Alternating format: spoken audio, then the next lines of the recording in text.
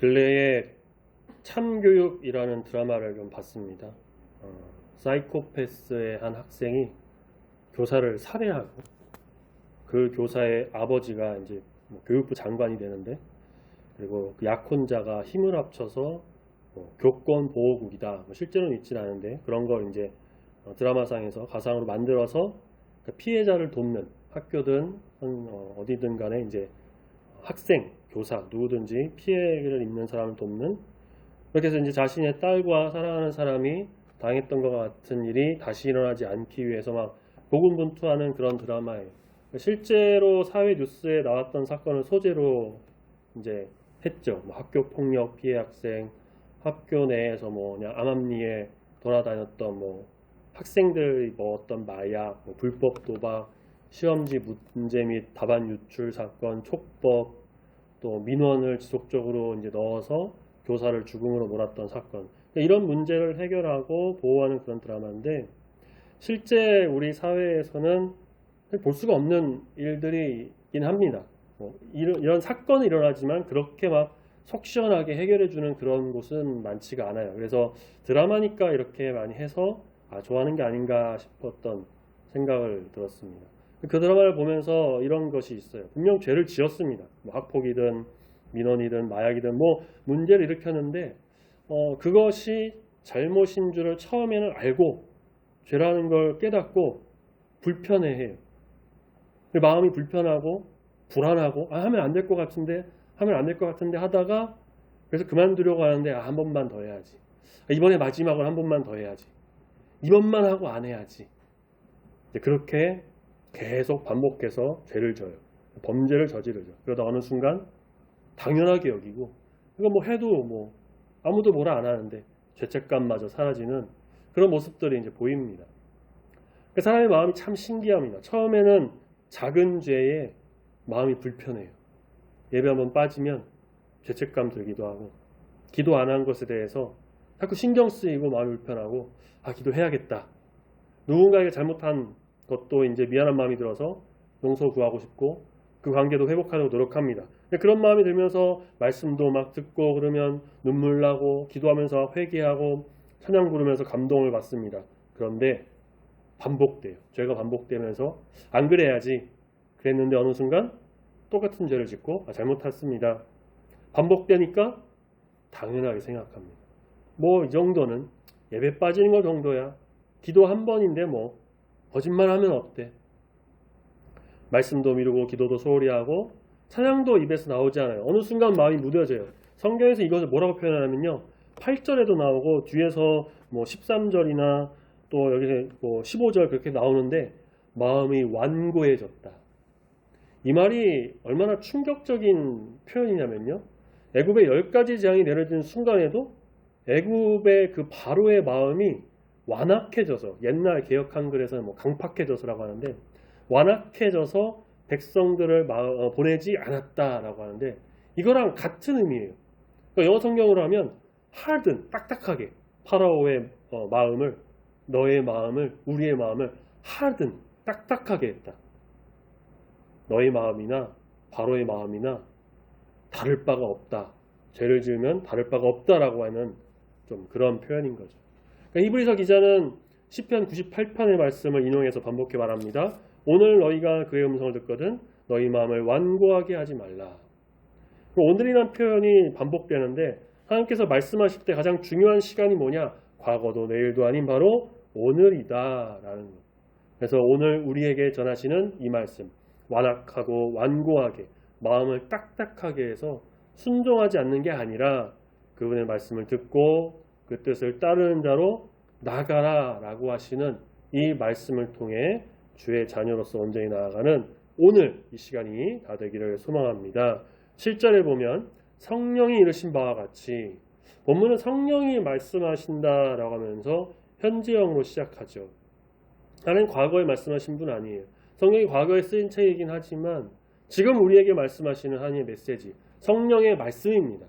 오늘도 이렇게 성경을 통해, 설교 시간을 통해, 혹은 주일 저녁에 성경 공부를 통해, 다른 책들을 보면서 또는 유튜브나 SNS 등을 통해서도 우리에게 말씀하세요.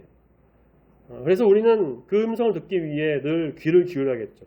이스라엘 백성은 특별히 광야에서 하나님의 능력을 봤습니다. 직접 경험했어요.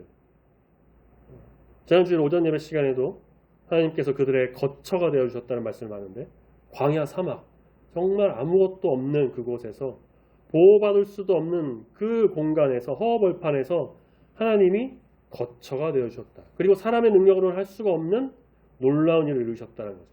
홍해가 갈라지고 만나 메추라기가 매일 내리고 물이 터져나오고 전쟁에서 승리하고, 그런데도 하나님을 믿지 않았다라는 것.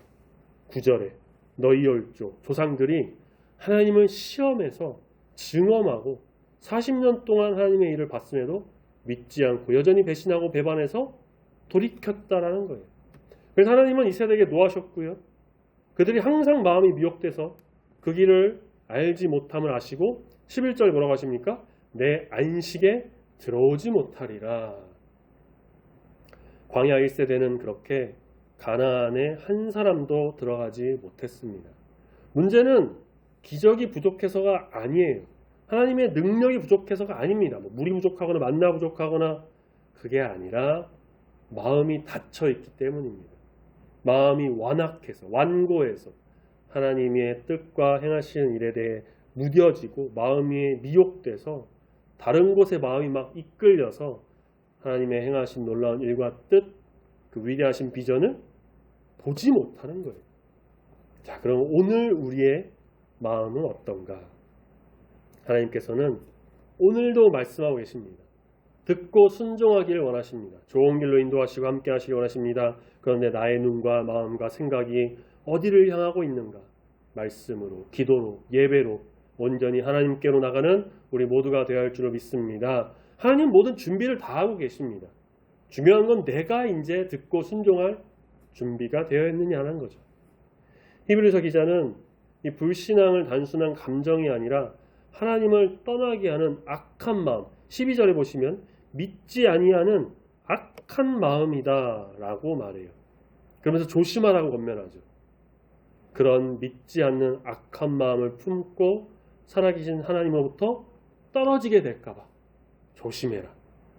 완고한 마음은 사실 하루아침에 생기는 게 아닙니다. 앞서도 말씀드렸죠. 처음엔 죄책감이 들어요. 죄라는 걸 인식합니다. 잘못된 걸 인정하고 회개합니다. 시간이 지나서 또 똑같은 거래요. 또 그러고 또 그러고 조금씩 죄를 합리화하고 조금씩 말씀을 외면하고 조금씩 하나님보다는 세상을 의지할 때 완고한, 완악한, 딱딱하게 굳은 마음이 생기는 겁니다. 그래서 본문 13절에서 이렇게 말합니다. 피차 권면하라. 이 피차란 말이 저쪽, 이쪽, 양쪽을 다 말하는 거예요. 사람으로 따지면 이 사람, 저 사람, 너, 나, 우리 모두 다시 말해 서로 권면하고 서로 다독이고 서로 돌봐주라는 것. 신앙은 전에도 늘 말씀드렸지만 혼자 하는 게 아니다라는 것. 교회 공동체 안에서 함께 격려하고 함께 기도하며 함께 돌봐줄 때 믿음이 자라납니다. 그렇다고 해서 이것이 상대방을 막 늘 지켜보면서 예의주시하면서 감시하고 잘못했나 지적하려고 막 신경 곤두서 이런 게 아니죠. 우리의 시야를 넓히라는 겁니다. 나만 보고 나만 챙기고 나만 생각하고 내 믿음만 우선시하는 게 아니라 교회나 가정 또 공동체의 구성원 잘 살피고 돌보고 챙기는 것. 믿음이 연약한 자에게는 함께 기도하고 사랑으로 베풀고 문제를 일으키거나 죄의 길로 가는 자가 있으면 확실하게 말씀으로 권면해서 돌아오도록 하는 겁니다. 교회는 혼자 이렇게 신앙생활 하고 있는 것이 아니에요. 함께 서로 돕고 베풀고 아끼고 사랑으로 돌보고 믿음으로 같이 키워나가는 곳이다. 그렇게 마음을 함께함으로 피차 권면하여 악한 마음을 품지 않고 13절처럼 죄의 유혹으로 완고하게 되지 않도록 또 14절 끝까지 견고하게 그걸 잡아서 그리스도와 함께 참여한 자가 되는 아름다운 공동체 우리 모두가 되어야 할 것입니다. 광야에서 나온 이스라엘 백성들 모세가 이끈 광야 1세대 여호수아 갈렙을 제외한 고는 이제 단 한 사람도 약속의 땅 가나안에 들어가지 못했습니다.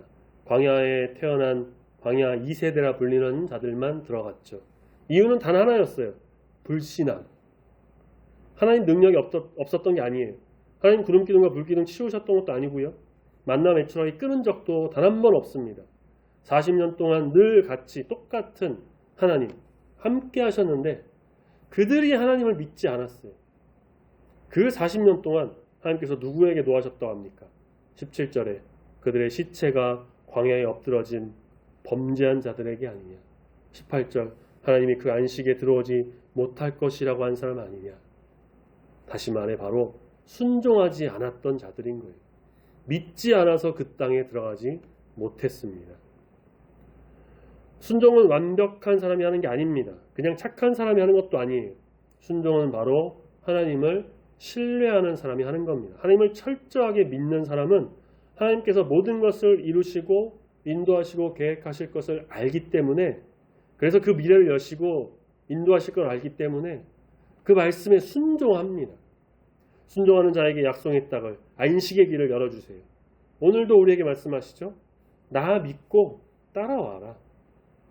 결국에는 없어지고 한계가 있는 세상의 길, 무한하지 않고 문제가 있고 수없이 넘어지는 인간의 길, 완전하시고 완벽하시며 그 모든 것을 뛰어넘는 진리의 하나님의 길, 우리는 어떤 선택을 하며 나가야 될까요?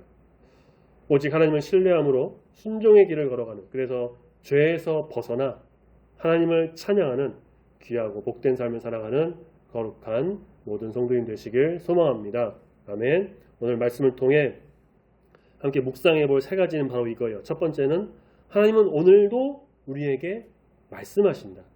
두 번째, 완고한 마음은 믿음으로 무너뜨리는 것이다.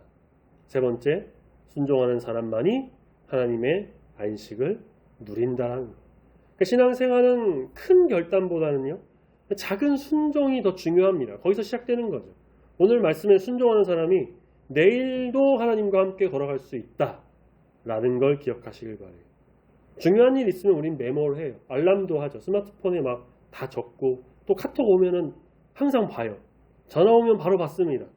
그런데 하나님 말씀에 대해서 이따가 읽어야지, 시간 있을 때 읽어야지, 오늘 못 봤으면 내일 더 보지 뭐, 미루는 경우가 있죠. 하지만 하나님의 음성은 언제나 오늘 순종하라고 합니다. 신앙은 내일이 아닌 오늘의 순종으로 자라는 것이다.